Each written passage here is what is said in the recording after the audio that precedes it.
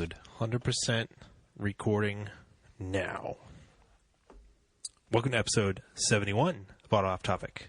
What's up, Brad? Not much. What's going on, Andrew? Not too much. Let's see. A couple of Project Car updates. Right into things tonight. No banter. Yeah, I don't know. I mean, we're just going to talk about the same thing. It's cold outside. The roads are salty. It's the middle of winter. Yes. We're almost done with winter. I don't know. No. I'd like to... just pretending that we're almost done with winter. Yeah, we still have 2 months to go. Yeah, so... Yeah, I don't think we want to hear the same thing over and over again. Grumpy, grumpy, grumble, grumble. Yeah, exactly. We just ate Korean. We're full.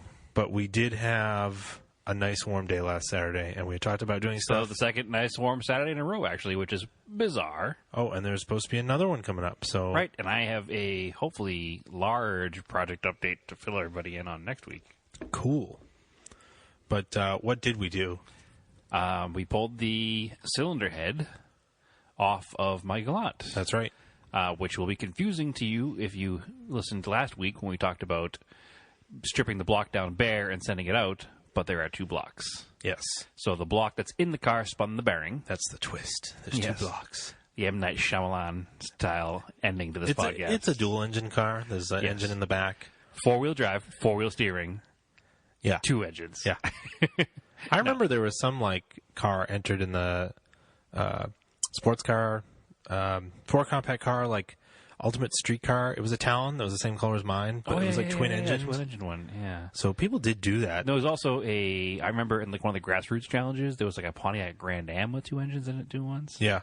Anyway, the Galant does not really have 2 engines. So the engine that's in the car, Wait, wasn't there a Cadillac that they did that? Was it? it was like a factory concept car, wasn't it? And 2 North Star V8s. I thought it was one that was built by Tim the Toolman Taylor there. What was his name? Tim Allen. Yeah. It probably could have been. I don't remember. That's a you know what? That's Actually, you know what? There was a Chevy Citation too that had 2 engines in it. That is a whole episode in itself. So let's Twin not engine cars? Let's not go down that road right now. Yeah, no. Also, actually, I kind of want to have open the suggestion box up too for listeners Yes. that have a specific topic they want us to delve deeper into. Oh yeah. That'd be fun. Because sometimes it's you got to think of a topic that not only we'll enjoy, but we think that everybody will enjoy. So, Or it's something sometimes if we have a you've never suggestion. heard covered in depth. yeah. Give me a heads up, and we'll try to research it. And Yeah, and if we do find our best to if cover we it. can do enough, or we can, listen, we don't do research. We know everything, obviously, already. Oh, yeah. That's the secret, Andrew. Okay. We don't research these things. We just know all this stuff. Sure. Anyway, so there's 2 motors involved here. Excuse me, Andrew. I apologize. There are 2 engines involved here. I am triggered. There's the engine in the car, which spun the bearing, and there's the replacement engine, which did not spin the bearing. We don't think it spun a bearing. There's 1 bearing missing, but it doesn't look like it spun a bearing. No. So there's only 1 cylinder head between these 2 engines, though. So in the car, the motor was still complete. That's gonna be awkward to share. Yes. We're not going to share. We're going to... Anyway. Bad joke. At Race and Anger. Very folks. bad joke, yes. So the cylinder head was still on the bad bottom end in the car. So we pulled that off. It was 50 degrees out. It was beautiful. And it went mostly smoothly. Yeah, well, the problem is the car sat for 2 years since the last time we touched it, and Correct. I couldn't remember Exactly what what we we had had taken off. already loosened and disassembled. So, Turns out we had prepared the motor to pull it from the top as one piece. as one piece. And I thought because we had taken the oil pan off, we left the drain back tube for the turbo disconnected. We did not. We did not. And we're like, this head should come off easier, but it was attached there. So Well, it was attached because we still had the manifolds attached. We were trying to lift the whole thing off as a unit. So, Yeah. Which makes it heavy, which is a little bit awkward, but not so heavy that we can't lift the friggin' thing. So we were very confused as to why we couldn't lift it off. Anyway, we got it figured out. Anyway, we figured out that the drain tube was still on. Found it. the master the link car was in on the the car was on timing the belt. ground. Yeah. So what? I said you found the master link in the timing belt. Very bad jokes tonight, Andrew. I apologize, everybody. We ate a lot of Korean food, and he's very full and happy and contented. And he's trying to make jokes. It's just not going so well. Whatever. Yes, we found the master link in the timing belt, and we snapped it right off. That's right. Anyway, so I should say that the reason we were having trouble pulling the cylinder head was because the motor had... I said motor again. Andrew's going to kill me. The engine had ARP studs instead of head bolts. Yeah.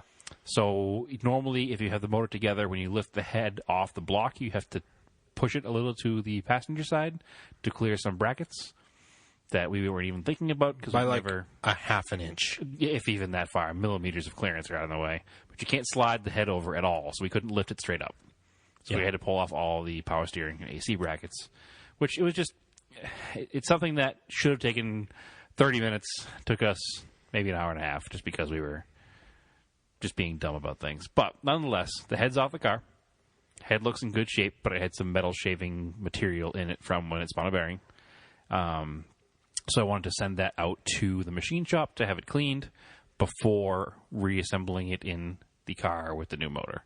Because why go through all the work and then have metal shavings in the car? However, we did discover that I do need a new turbo. Yeah, it's got a ton of play in it. So that's going to delay the project a little bit. Because I didn't budget to replace the turbo, basically. I know I can get a used turbo fairly inexpensively. Yeah. That's probably what I'll wind up doing, but even fairly inexpensively is out of the budgeted allotment of cash that was put aside to fix the engine. So it's going to take just a little extra time. I mean, a used 14B is probably $150. But this is a very budget build. Yep. And, wasn't going to cost much more than that in parts and materials anyway, but I already had. So I don't have that extra $150 this week. You give it a couple weeks, I'll be able to pick up a used turbo somewhere. But so good news is everything's out. Blocks down the machine shop still. Now the head is down the machine shop with it.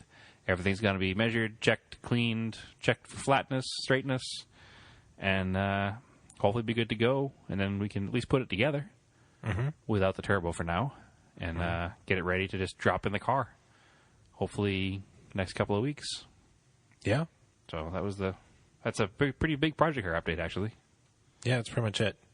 Because I helped you with that all weekend, so I didn't do anything else. All weekend. I mean, it was like 2.5 hours total. Oh, yeah. Yeah. It was that, and then, I didn't do anything else because I was helping you with that. There was no other car stuff done. We did a lot of project car research for our friends Rally Golf for ignition cutoff. Yes. And stuff to do this weekend. Or not this weekend. Is this weekend? When are we doing that? Probably this weekend. I think someone had Thursday night.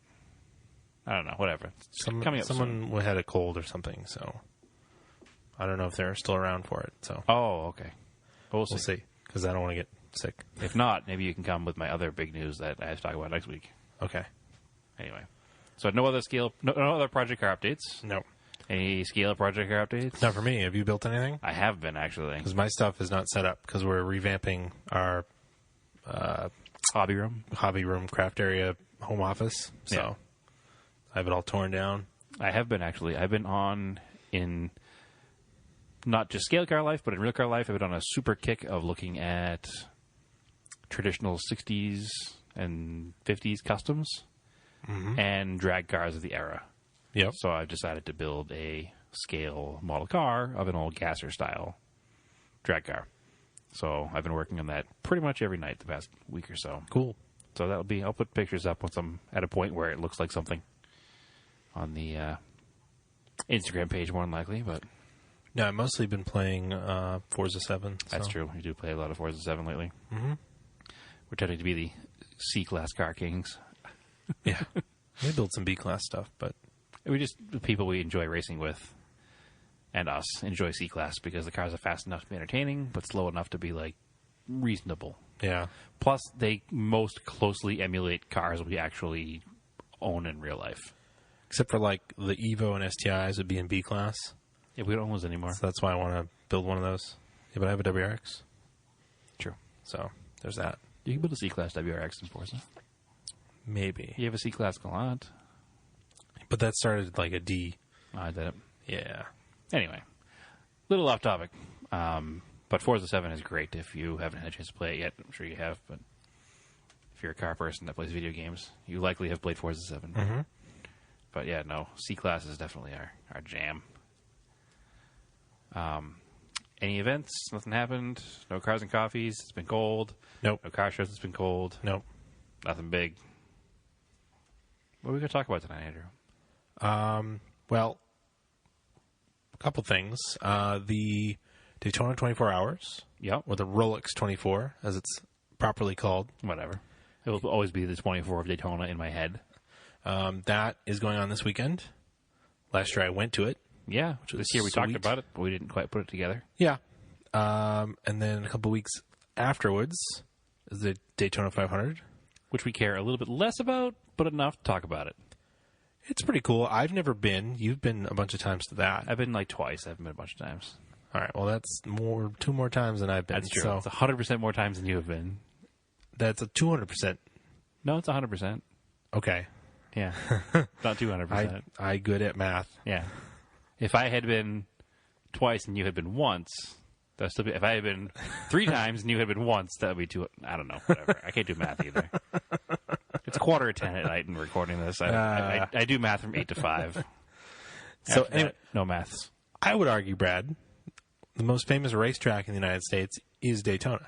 In the United States, Yeah. I would argue Indianapolis is more famous. See, I would say if you ask someone to name a racetrack that's not a car person, they'd probably say Daytona. Indianapolis, No, you think Indianapolis? 100%. And then maybe third, Charlotte Motor Speedway? I don't even know if there would be a third that would be consistent enough. I think that would be regional. Okay. I think a non-car person after Daytona and Indianapolis would name their local track. I couldn't think of any movies that have been made about Indianapolis, though, like a mainstream Hollywood movie, where I can think of movies that have been made around NASCAR, so people would know Daytona, like Days of Thunder, or even like What was Ricky that, Bobby. Wait, what was that Sylvester Stallone movie? I don't think a lot of people watch that movie. Yes, they did. That was a major Hollywood movie. I mean, it wasn't good. Yeah, but Speed or something like that. but people actually watched Line. Days of Thunder, people actually watched this movie too. and people like Days of Thunder was a big deal. And then people actually watched, and I like Talladega Nights. I mean, it does talk about Talladega, but 'Cause it's in the name of the movie. Yeah. It's not a Daytona movie. yeah, but they go to it, I think, in the movie. And what was the movie that they robbed Charlotte Motor Speedway? That was a recent one. That's Logan Lucky, Well, Logan Lucky, yeah, that's it. which I like that movie. It was entertaining. It Yeah. wasn't like it was no Talladega Nights, but it was an entertaining No, movie. it was fun. So, but my question that came up this week when we were coming up for the show stuff, I was like, why do they race at Daytona?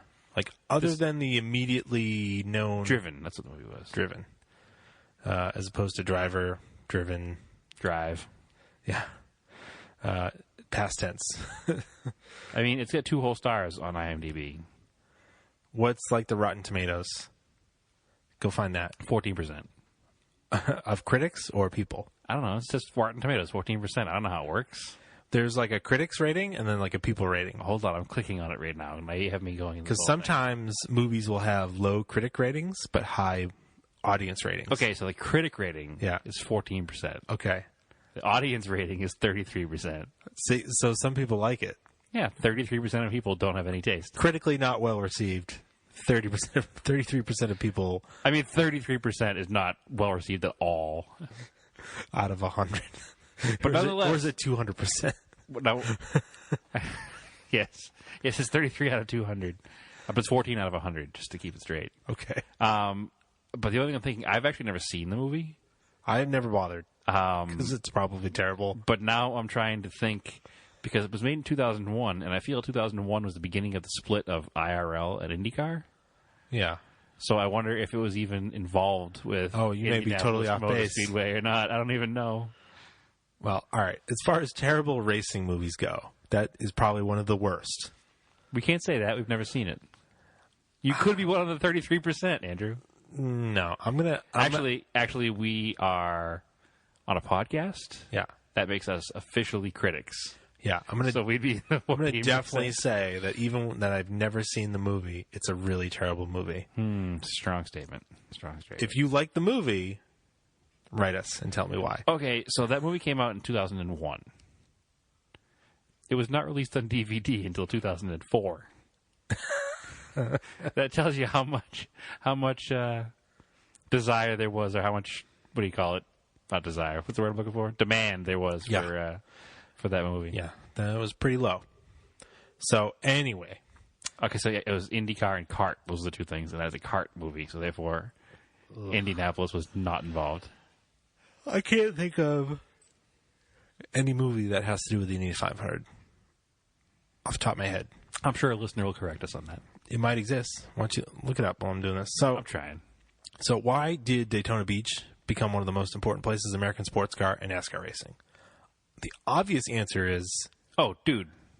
What? Turbo. Oh. With the snail.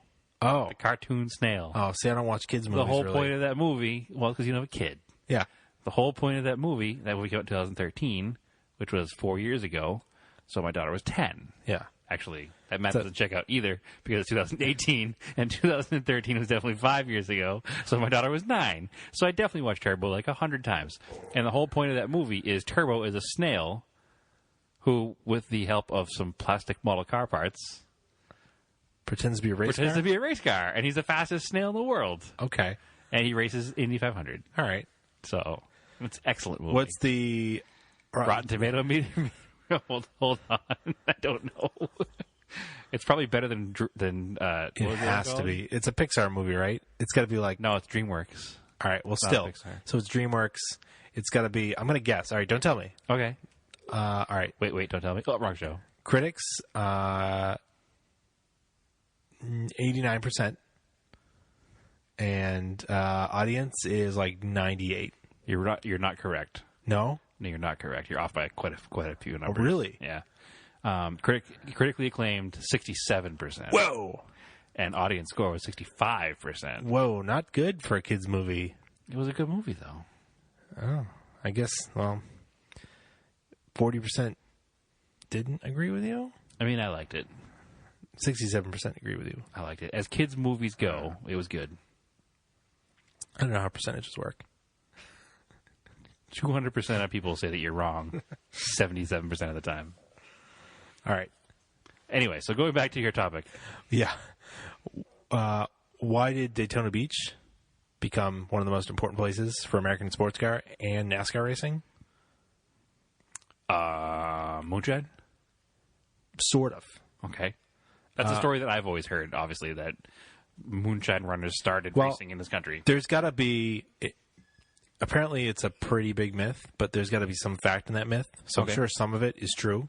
So it's more like an old wives' tale that's been and exaggerated over the years. It plays into the NASCAR mythology really well. Oh yeah, definitely. And the outlaw image they used to go for. Yes, but doesn't it seem odd? Like, why would you have a group of outlaws sign up for a extremely strict racing series? Guys, are you guys done breaking the law? Because I got some rules for you. Yeah. So, but it's mostly because Bill France Sr., who started NASCAR, is just a really good entrepreneur. He's like the W.C. Fields of auto racing. Basically. Yeah. But before we get that far, so like... Yeah, I was actually shocked to hear how early on racing started at Daytona Beach. Yeah. So... right now, so IMSA is the sanctioning body for the current Rolex 24. Okay, which is International Motorsports Association? Yes. Yeah. But it was co-founded by John and Peggy Bishop and Bill France Sr. in 1969. So this is after a split from the SCCA that John Bishop worked for. Okay. So the SCCA was one of the biggest organizations involved in pro racing in the 60s. It still is pretty big. It still is pretty big, but they had all the big endurance series. Okay. And that in itself is like a super long story.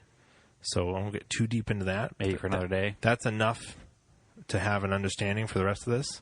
You just want to know that right now, there is a connection between NASCAR and IMSA. That the France family. Yeah. Okay. So that's and I believe NASCAR still has a controlling stake in IMSA. That's interesting.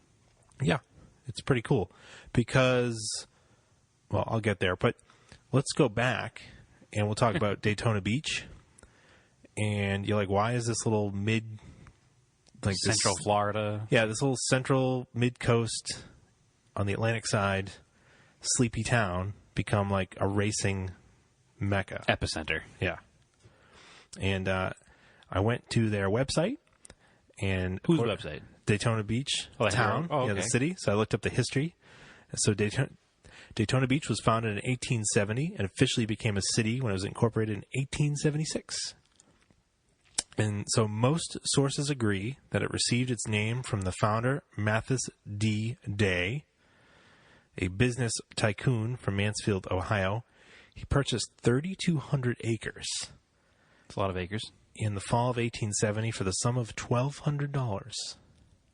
Which sounds ridiculous now, Yeah. but it must have been a lot of money in 1870. So in 1926, the three separate towns of Daytona, Daytona Beach, and Seabreeze merged as Daytona Beach.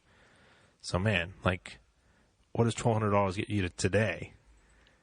Not much. It does not get you a small town or a town in Florida. Doesn't even buy you like a week at a timeshare in Daytona, Florida. No. Might get you like maybe a little trailer, like mid-Florida or something. I don't think so. But it's interesting. So the history of racing in Daytona actually goes back over 100 years. See, NASCAR's, 50th anniversary was 98? Oh, so 2018 would be 70th? Because 2008 would be 60th? Yeah, actually 70 years of racing, NASCAR. Actually, do you know that $1,200 in 1870 is, according to the calculator, $21,000 in 2017? So that was a relatively good deal. That is still a good deal, yeah. But, so that's pretty interesting. I haven't heard much about NASCAR doing that. It definitely is 70 years. I'm doing the math right on that, right? I didn't hear what you said. No, it was 1949 was the first, right? The first, what, NASCAR? No, 48. NASCAR was founded in 48 because their 50th anniversary was 98. Yep. So then 2008 would have been 60th. This year was 70th. This year is 70th, yeah. Yeah. I haven't heard them, I would think they would do something for the 60th, 70th, but regardless. Mostly it had to do with the beach. Yeah. Beautiful sandy beach. It was there. It was empty. It was flat. And the way the sand was there, it was packed solid enough to drive a car on it. Yeah, because in the turn of the century, you didn't have enough paved roads. There was less than 200 paved roads in the entire United States. So if you wanted to test cars and go as fast as you possibly can... And what year was this? This is in, 1903. Yeah. You couldn't do it. Like, you had to find an open space to do it. So in Europe, they were doing it on beaches. Mm-hmm. And then they were doing it... Then, so... What would happen? You also do it where the people were. So, like this, Bonneville Salt Flats and that kind of stuff wasn't a good place to do it because there was nothing there. Exactly. So you needed the space, and but you also had better Florida weather because what would happen? Also, 1959, not to 1949. What? The Daytona opened, the Speedway opened in 59, not 49. No, but NASCAR was started. In 49. Sorry. I need to stop paying attention to changing dollar figures and listening to what you're saying. So here's the other thing, too. At this time, at the turn of the century, cars were toys and a novelty for the wealthy. Right. They were not for the everyman. And wealthy northerners would go down in winter in Florida. Much like they still do. As they do. Yeah. As we should. Except we're not wealthy northerners. We're just average middle-class northerners that need to work all year. So, J.F. Hathaway of Massachusetts was down in Ormond Beach, which is just north of Daytona Beach. North of Daytona, right? They're connected, A couple hundred miles away? No. Oh, really? They're like the next town over. Okay. He realized that this beach was nice and open, and all the wealthy people would bring their cars down to play with them. Right. Basically just in the sand. And, of course, what are you going to do if somebody else has a car, and you've got a car, and there's wide open space, and there's no rules? You're going to race. You're just going to race them, right? Yeah. Like, that is really a thing that happened. It's a thing that would still happen. Yeah. And the beach is 26 miles long and 500 feet wide of hard-packed sand. So plenty of room. Plenty of room. So J.F. Hathaway wrote to Automobile Magazine in New York. Not the original one. Not the one. Not the David E. Davis one. Yeah. It was an older publication, and it caught the eye of promoter William Morgan. So he decided to schedule races down there because it made sense to do it during the winter. Because the money was there. The money was there. The weather was there. I mean, they were doing races up in the Northeast, in the New York area, New England, but they'd have to do them in the summertime. But if all these people are down in Florida, bring in the action where the people are. Exactly. So from 1903 to 1910, roughly, Ormond and Daytona Beach were sort of an epicenter of American racing. And people would actually run, quote-unquote, stock cars. And they'd have basically an oval set up, like, over miles. They do, like, 20-mile, like, lap. Like, the lap would be 20 miles. Which NASCAR today would be way more interesting with 20-mile tracks. Yeah. Just saying. But basically, they'd run one way down the beach, have to turn around and go back. Basically come to a crawl to make that turn around like a pole. Or else roll over. Yeah, and then just rip down the other side of the beach. And ripping at 38 miles per hour. I mean, they did all sorts of stuff. So they actually figured out different classes for cars.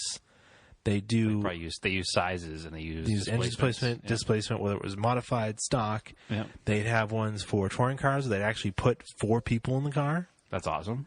Yeah, and they just like rip up and down. And at this time too, like pursuit of speed records was just a worldwide phenomenon. So having this nice wide open space, people would come and attempt speed records. And the other interesting thing was that that AAA, the American Automobile Association, was the sanctioning body. AAA started as a racing body. Yeah. And, a little note here was that the wealthy northern sportsmen controlled and organized automobile racing in both the North and South through AAA, which was headquartered in New York City. So it gave credibility to the records. Now, you had some info about Malcolm Campbell? Well, there were two. This is a little later on. It's not like the 1900s. This is the 20s and 30s. Oh, okay. So we're not quite there yet. But a lot of the early racers were like Lewis Chevrolet and Henry Ford. Oh, yeah. And who was Oldsmobile? William Durant. Yeah. And Vanderbilt. Yep. Mercedes and all those guys. Carl Benz. They were coming over from Europe. Yep. Because even though they had wide open beaches in Europe and France and Belgium and then parts of England, the weather was crap. Yeah, it was ideal. Daytona weather is always If you nice. wanted to come, and set speed records and show off your engineering skills and your building skills, and cars were a novelty, people would line the beach and just watch this, and, like, it's pretty crazy that that's what they would do. And this was all well before NASCAR even was, like, a twinkle in somebody's eye. So it was William Vanderbilt who set one of the first records down there on the beach. Yep. And I was being a little facetious saying they're ripping up and down the beach at 37 miles an hour. It is fast. But in 1904, Yeah. William Vanderbilt was down there in a Mercedes, and he ran 97.4 miles an hour. That's very fast. That's still in 1904. fast. That's still fast on sand. Yeah. It wasn't absolutely frightening in a car of that little technology. Yeah. I mean, you basically wanted to be thrown from the wreck. Yeah, Ransom Olds was one of the first ones to race down there all the time. Mm-hmm. Yeah, it's very interesting to me. Oh, Alexander Winton, that was the other guy's name I couldn't think of. Yeah. The time period between... now that's... The first record was set at 68.1 miles an hour by Alexander Winton in the Bullitt No. 2 car. And that would have been in 1903. I know that even later on, you had famous people like Zora Arkus-Duntov was down there setting records in before the Corvette was the thing, when they were doing development on the Chevy V8. Yeah, they were working on the small block. Yep. They were setting records down there on the beach. Yeah, so Winton, so it was March 26, 1903. He ran a measured mile of 68.1 miles an hour. I mean, they were doing speed records. It did kind of start to fall out of favor, but they were still doing speed records into the early 50s. On the beach? On the beach, yeah. That's cool.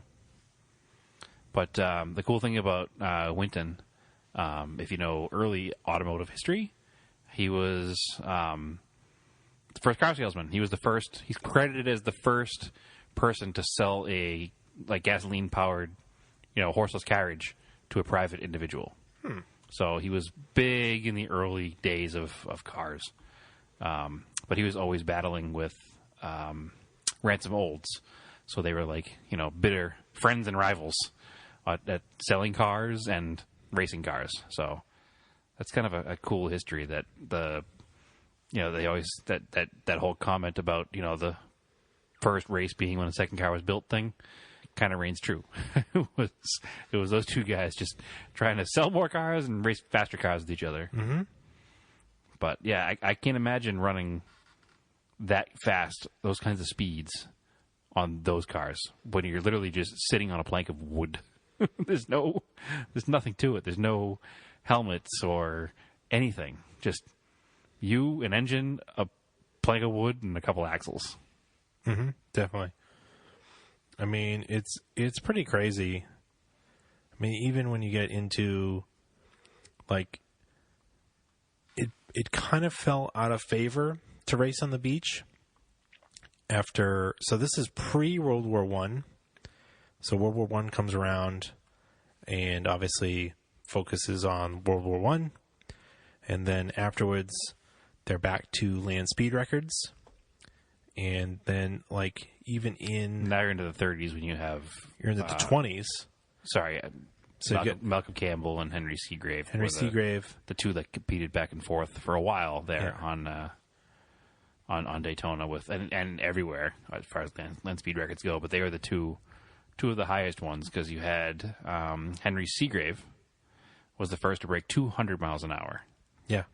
On Daytona Beach. 211 miles an hour. Yeah, the Golden Arrow, which you've probably seen models of and pictures of over the years. Crazy. I think it's a V12 Rolls Royce in that thing. Mm-hmm. So he was the first. That was in 1926, I think. I didn't write it down. Actually, you know what? I'm thinking back. The Golden Arrow was the car he was famous for, but he did 200 miles an hour in the 1,000 horsepower Sunbeam, which was pretty crazy. And then the next person to put a big number up would have been Malcolm Campbell, who drives actually a pretty famous blue rail car, which is a V12 Rolls-Royce engine. He did 300 miles an hour in 1935 on Daytona Beach in a car that was basically just an engine and some tubes. So 300 miles an hour in 1935 is really fast. So this is pretty interesting. So the early Corvette, first gen, 1956, they had a land speed record version, a test version, a test mule. Yep. So Zor Arkostuntov, he got an average of 150 miles per hour in 1956. Okay, and it's basically a street car. First gen, with some aero stuff done to it. Yeah, that's fast. Pretty crazy. That's fast. Anyway, so going through your book, what else you got there? Yeah. Andrew is doing wonderful radio and flipping through the pages of a Corvette book. Yeah. I mean, so at that time, it was neat because NASCAR was doing the timing for the land speed records. I always thought that was pretty interesting. It was no longer AAA? No. By that point, AAA might have been a towing company anyway. Yeah. Basically. It was the same company, but yeah, what's interesting, too, about those 200 mile an hour and the 300 mile an hour times is they weren't American drivers. They were European drivers. Mm-hmm. Both British drivers. So. Oh, yeah, this is also interesting. So, Betty Skelton was the fastest woman yet, and this was in 1956, 137 mile per hour average on Daytona in a Corvette. that was pretty neat. But yeah, Hey, we're not Corvette people here at the auto topic, but there is some interesting stuff in early Corvettes. yeah, it was just interesting in that land speed records were a thing. They're not so much anymore for production cars. No, not really for production cars. Actually, no, they really are for production cars. You have all the top supercar manufacturers are still trying to get that highest number. I guess, yeah. I mean, you just had, Koenigsegg rented out that road in Nevada somewhere to try to break 300 and however many miles an hour. It's like 318 or something they did. There was was it Bentley? Or Aston? The thing, I think it was on the drive. Anyway, being terrible at this. But basically, what happened was a lot of this evaporated in the late 30s because people decided that, beachfront property is pretty expensive and pretty nice. And you'd rather have people out on the beach and not getting run over by cars doing 300 miles an hour. I don't know. I think it's cool to see it still. I'd be okay with it. But normal We're people... not the normal person. Yeah. 285 was the Koenigsegg. So eventually, this stuff, that's when it started to move to the Bonneville Salt Flats, was after people decided that they didn't want it in their backyard anymore. Someplace people didn't hang out. Yeah, they'll move it to the middle of nowhere. But at that point, too, transportation in the country had gotten better, and it was easier to get a mass of people somewhere. Instead of going somewhere where people already were, you could think, hey, let's take this somewhere else away from people that don't want to be involved. Yeah, it just became more important to have tourism. But you did keep, there was circle track racing, what amounted to early NASCAR races in the late 50s, you had mid 30s to late 30s, then World War II, and then after World War II, so 46, 47, and 49, that's when you started having what is basically considered the earliest NASCAR races, actual stock cars. And probably that's where, moonshiners, that's where the myth came from, that moonshiners would show up to these races with their cars because they were souped up. But that's the thing. It was even, I don't know much about moonshine running, but apparently it continued after Prohibition ended because people still didn't want to pay taxes on their liquor. Well, not only did they not want to pay taxes, but these families, their whole world was manufacturing and selling moonshine. Exactly. So they had no backup plan. Yeah. It took a while for generations to change that. So it was just kind of interesting. So that went into just before World War II, paused for World War II, then it picked back up after World War II. Well, that's when Bill France was heavily involved because he moved down there in the late 30s, right before World War II. To apparently escape the Depression and open a repair shop. Right. And I suppose if you've got to live and be... potentially homeless? Yeah, and... you might as well do it in Florida? Yeah, where it's going to be mostly warm. It's easier to deal with if you don't have to pay to heat your home. So I know he ran his first event. He actually drove a stock car down there at first, in 36, I think 36, yep. And then he became a promoter instead afterwards. Oh, he's definitely an entrepreneur. Yeah. So he went from a homeless guy in Daytona Beach to running one of the Well, I think he owned a car repair shop, but... Okay. I'm saying homeless because based on the story, he just, not really a homeless guy, but he went from being a average Joe living in Florida to owning one of the largest, racing companies in the world. Yeah, with NASCAR. I mean, it's just like that entrepreneurial spirit, right?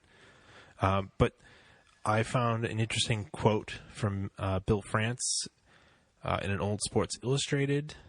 Found it through doing some research on the internet. But because people kind of think that he's the one that started racing in Florida, but it really started much earlier. See, obviously he didn't. He wasn't around in 1902. No. But he said, I used to sneak the family Model T out in the big banked board speedway of Laurel, Maryland, and try to run some fast laps. Oh, in the mid-20s? Yeah. That's awesome.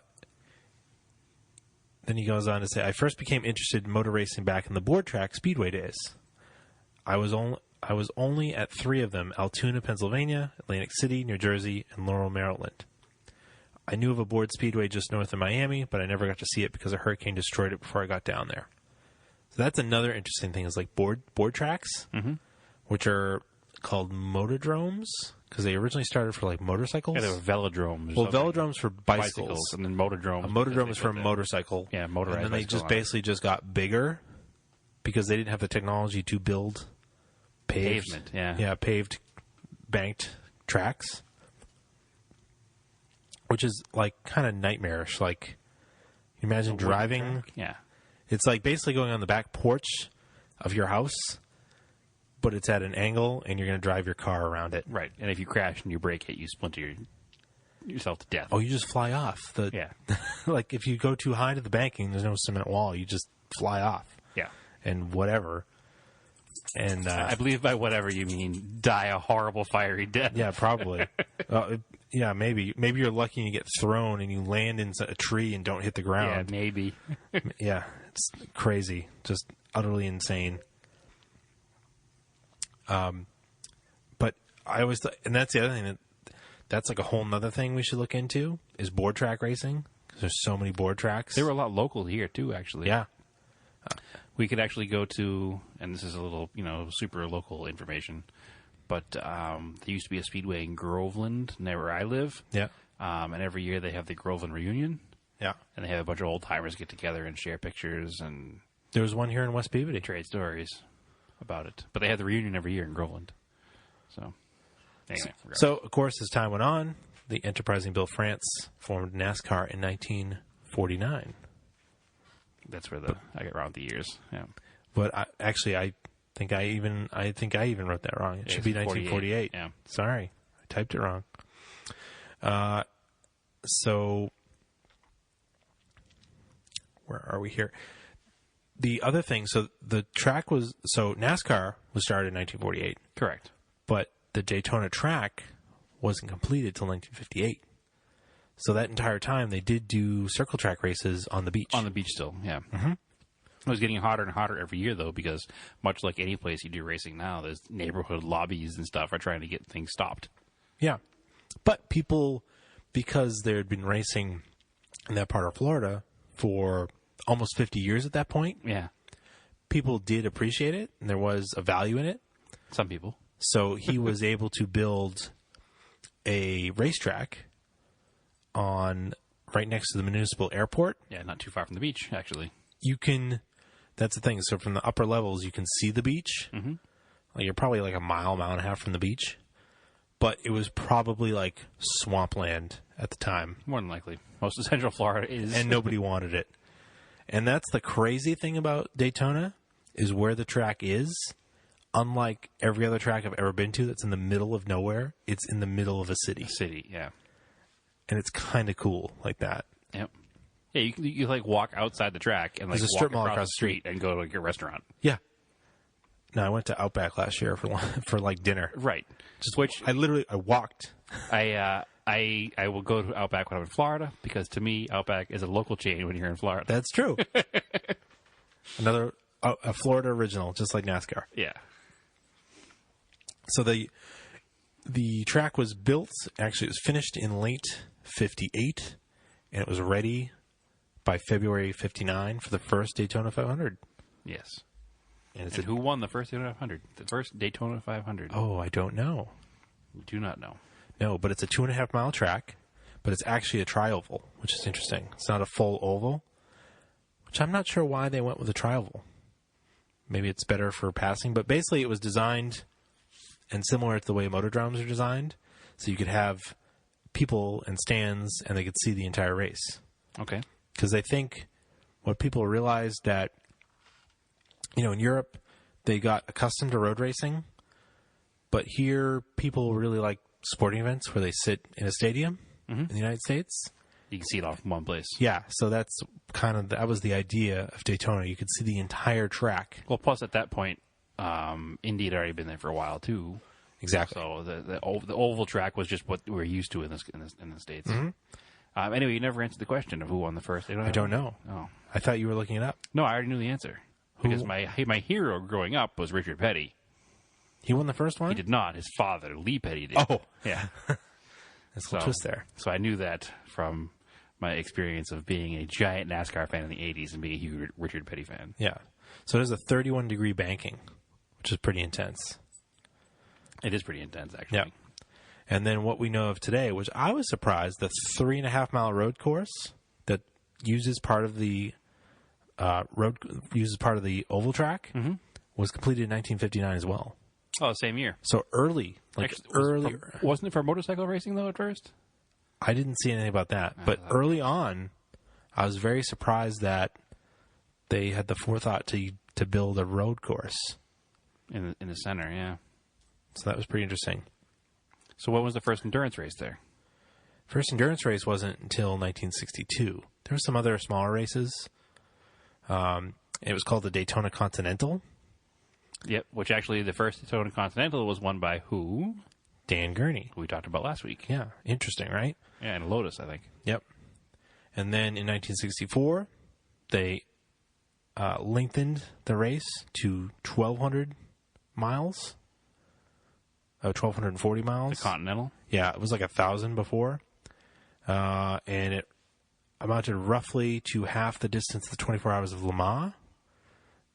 Is what the winners would cover over the whole 24 hours.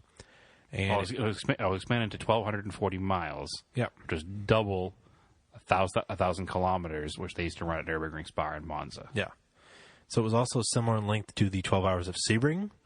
Which is also Florida. Which is also Florida. Yeah, that's held on an old airfield. Yeah. Yep. Well, it wasn't old at the time. Yeah. Now it's old. But it's all kind of flat. It's a totally different track. Totally different style. So then in 66, it became the 24-hour race. Yes. That's actually only 3 years of not 24 hours, and it became a 24-hour race. Mm-hmm. It was that's the interesting thing, too, what it was called. From 64 to 65, they called it Daytona 2000. Because that was by the kilometers. Yeah, 66 to 71, 73, 75, 77, 24 hours of Daytona.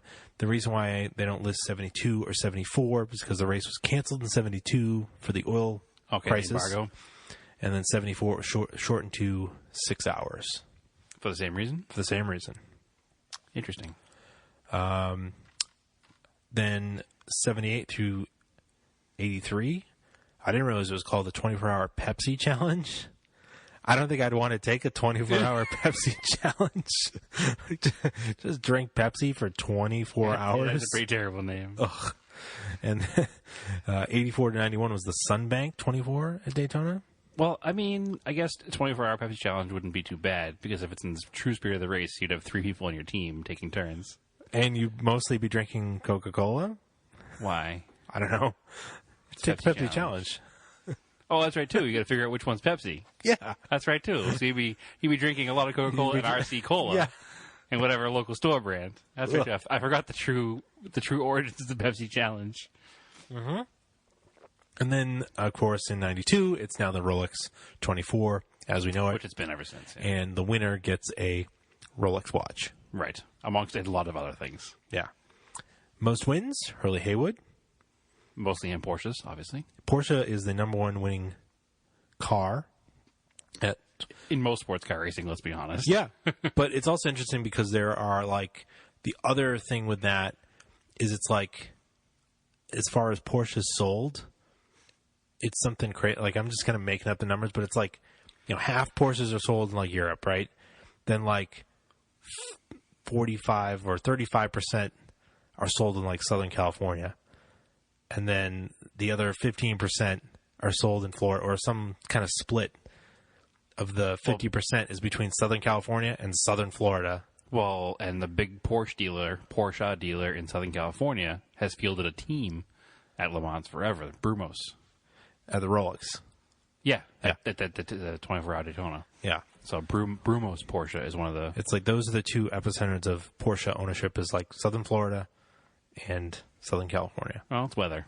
It is. The weather lends itself well to those vehicles. Yep. Although the roads in Southern Florida don't really, but I guess there's a lot of sports car racing, so. And I forgot where I was. I wasn't paying attention. I was looking up. There was an interesting thing in like the early 90s about a team running some Talons there and stuff. But At the 24? Mm-hmm. What team would that have been? Were they the yellow and black second gens? No. No? Let me see here. It is...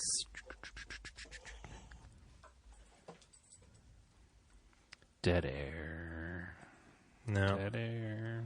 I just remembered it now. I meant to do it earlier, but it's buried in my email, so we'll forget that for now. It happened. You can trust us. Yes. All right. So, I mean, We got to try to bring it back to Mitsubishi somehow.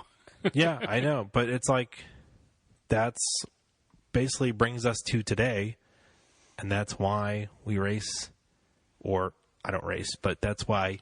Well, it's still considered almost like a test for the rest of the season because it's so warm there in February that everybody gets all amped up and gets ready for Le Mans by running at Florida. Yes, it is part of the Triple Crown of endurance racing. So you have the 24 hours, the Rolex 24, 12 hours of Sebring, and the 24 hour of Le Mans. So, which is obviously a very convenient run of events where you have two right near each other in Florida and then one in France.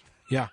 So really early on in the season, they get the cars ready, shaken down, and then they can go to France and hopefully win. But in case you were wondering, like, why, for whatever reason, because it doesn't seem like Florida gets such a bad rap now these days. Florida, not like the rest of us. Yeah, like why does all this racing take place in Florida? But now it makes sense that The weather's always tradition. good. It's been there for people started doing this at the turn of the century. It was to test cars, to test their, the car strength, their ability to drive these cars, and basically it's existed before NASCAR. Now, if you want to go see beach racing now, there are still some cool events you can go see, but they're vintage events. They're relatively recent.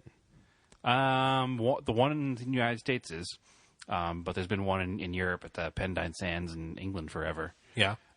But there's the Race of Gentlemen, known as the Trog, which they race one in California, and they race one in New Jersey. I believe it started in New Jersey. New Jersey, Wildwood Beach. Yeah, that's and in then June of this. Expanded to California. Yeah, so June 9th of this year. Because they were doing it in the fall, but the weather was so crappy. Right, because New England. Well, it's New Jersey. Well, close enough to New England.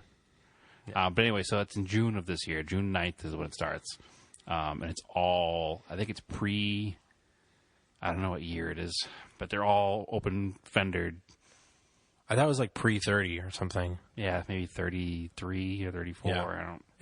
It's pretty cool because they definitely have that feel Of that early pioneer times of auto racing on the beach. Yep. Yeah, I definitely would like to see that some year. Yeah, like this year. Yep. So it's only like a day's drive away. Not even a day's drive away. So much of this info comes from, it's a paper. I can put up a link for it. It was written by Dr. Randall L. Hall, and it's Before NASCAR, the Corporate and Civic Promotion of Automobile Racing in the American South. It's kind of an interesting read. There was a bunch of big races held in the South in the 1920s. One of the big appeals was that the racing that was done, so like the Vanderbilt Cup was held on Long Island, but crowd control was really hard.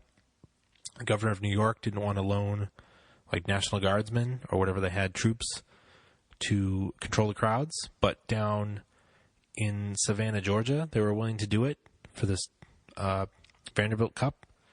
And you're reading it, and one of their things that they were really happy about was that they only had to shoot one spectator to keep them from interfering with the race. Wow. Yeah. But apparently... Can we reinstitute that rule when spectator marshalling at New England Forest Rally? Yeah. The person didn't die. They were wounded. But it was preferable to not have people get hit by cars. You'd rather shoot them instead. So... All right. Yeah, that would definitely be nice for some rallies. if you're allowed to, just threaten them with a gun. Yeah. Listen, either the car, which is like a bullet, will kill you, Or the bullet, which is more like a bullet, will kill you. So you should stay on the side of the road and not get in the way. Yeah. Maybe some of the, but the thing is, where the rally is, they would probably pull a gun on you too. So it's worth a shot. Literally. Yes. Boom. Anyways, I think I'll call that an episode. If you want to, you can please follow us on Facebook, Auto Off Topic Podcast. Make sure you click the follow button and see us first so you get our updates. Follow us on Instagram, Auto Off Topic. You can follow me on Instagram at Race and Anger. Brad, where can they find you? TSISS350 on Instagram or on all of these Auto Off Topic pages as well. Yes. I would like to thank, there are people rating us, which is great. We're sending out stickers to you. I've got a couple more stickers to go out. I'm sending them out every week. And as always, keep your cars analog and aim for the roses.